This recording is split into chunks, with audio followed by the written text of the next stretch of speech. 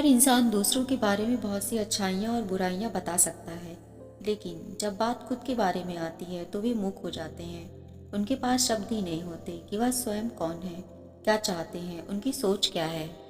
हम दूसरों के बारे में घंटों बैठकर टिप्पणियाँ कर सकते हैं, लेकिन खुद के बारे में सिर्फ अच्छा ही सुनना पसंद करते हैं। बहुत कम लोग ऐसे हैं जो अपनी कमजोरियों को एक्सेप्ट करना जानते हैं। सच अक्सर कड़वा होता है, लेकिन कुछ लोग उसे चैलेंज के रूप में स्वीकार करते हैं। अपनी वीकनेसेस को मैनिपुलेशन का बहाना नहीं देते, विक्टिम का रोल प्ले नहीं करते, जानते बूझते अपनी वीकनेसेस से भागते नहीं, उसकी पहचान करते हैं। सिर्फ पहचान ही नहीं, इवन उसको जड़ से उखाड़ कर फेंक देते हैं और खुद को एक नए वर्जन के लिए तैयार करते हैं। जो कमजोर और दुर्बल नहीं, सशक्त होता है, निडर होता है, जो अपनी कमजोरियों के लिए दूसरों का सहारा नहीं लेता, अपने कमजोर होने की परिस्थिति का दोष दूसरों पर नहीं डालता, स्वयं को एक प्रभावशाली व्यक्तित्व के रूप में लेकर आता है। एक ऐसा व्यक्तित्व जिसके सामने लोग शब्दों का इस्तेमाल भी सोच समझकर करते हैं। भगवान श्री कृष्ण कहते हैं, जो व्यक्ति अपनी कमजोरी से भागता है वह दुर्बल और कायर होता है। ऐसा व्यक्ति कभी जीवन में सफलता प्राप्त नहीं कर सकता।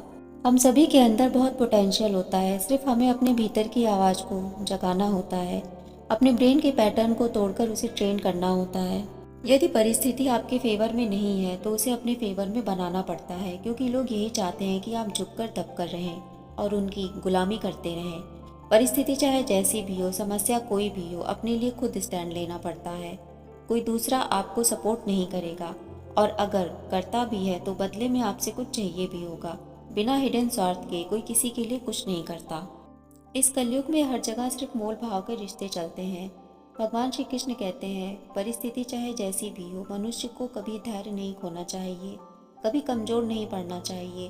हर परिस्थिति का साहस के साथ सामना करना चाहिए।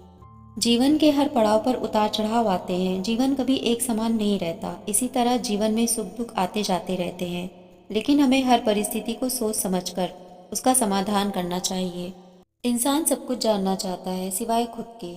हम हर दिन दूसरों को समझने में लगे रहते हैं, कौन क्या सोचता है, कौन क्या कहता है, लेकिन खुद के भीतर झांकने का समय नहीं निकालते। खुद को जानना ही इंसान के लिए सबसे बड़ा चुनौतीपूर्ण कार्य है। भगवान श्री कृष्ण कहते हैं, जो इंसान स्वयं को जान लेता है वह परमात्मा में समाहित हो जाता है। इसके लिए मनुष्य को आत्मज्ञान की आवश्यकता पड़ती है, यानी कि अवेयरनेस की। जागरूक बनो, अंधविश्वास से मुक्त हो जाओ, फालतू के बिलीव्स को अपने अंदर पैदा मत करो। जब इंसान खुद को जान लेता है तो उसे कोई भी कठिन परिस्थिति विचलित नहीं कर सकती, क्योंकि वह खुद को जान चुका होता है।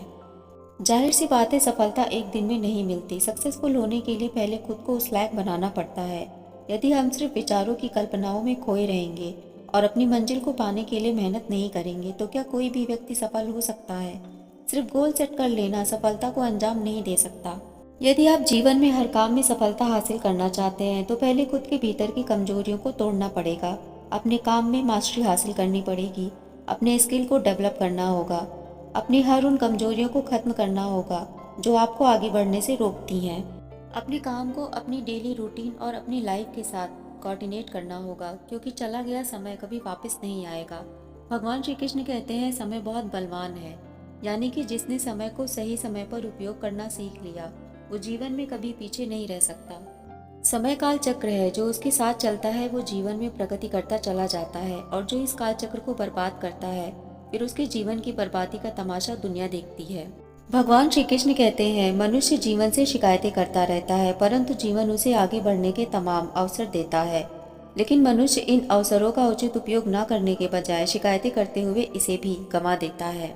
खुद को काबिल बनाना है तो आलस्य का परित्याग करना पड़ता है, मन के भटकाव पर पूर्ण विराम लगाना पड़ता है, अपनी वीकनेस पर काम करना पड़ता है। जब आप खुद को डेवलप कर लेते हो तो जबरदस्ती का कॉन्फिडेंस लाने की जरूरत नहीं पड़ती। ये कॉन्फिडेंस अपने आप आ जाता है, क्योंकि तब आप पूरी तरह तैयार हो चुके होते हो।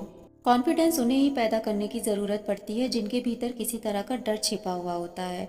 ऐसे लोग कॉन्फिडेंट दिखने का नाटक करते हैं, पर जो सच में पूरी तरह तैयार होते हैं उन्हें इस नकली कॉन्फिडेंस की ज़रूरत नहीं पड़ती, क्योंकि उनके भीतर किसी तरह का डर नहीं होता।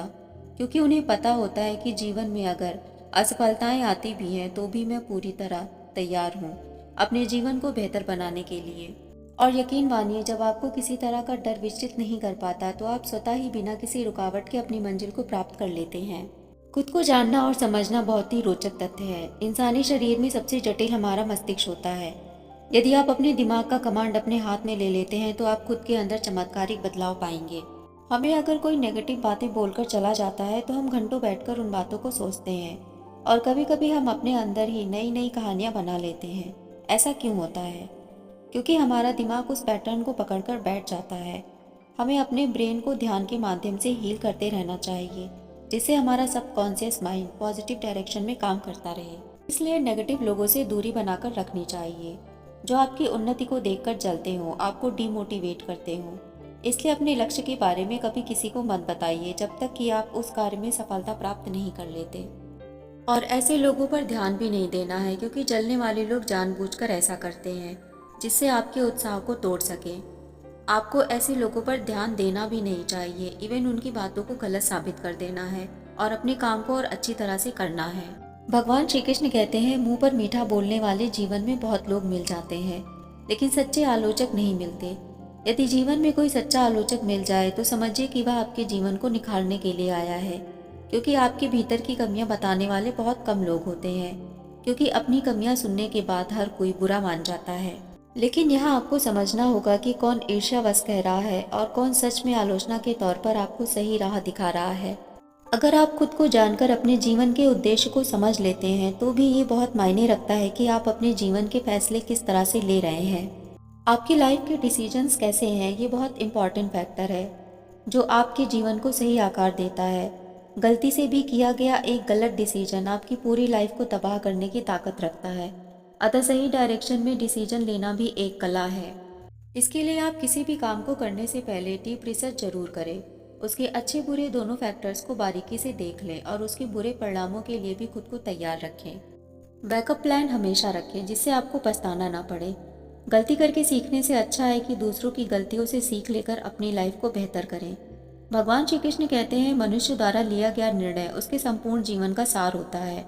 अतः हर परिस्थिति में सोच समझकर निर्णय लेना चाहिए। चैनल को सब्सक्राइब और वीडियो को लाइक शेयर करना ना भूलें। मिलते हैं अगली वीडियो में एक और विचारधारा के साथ। तब तक के लिए राधे राधे।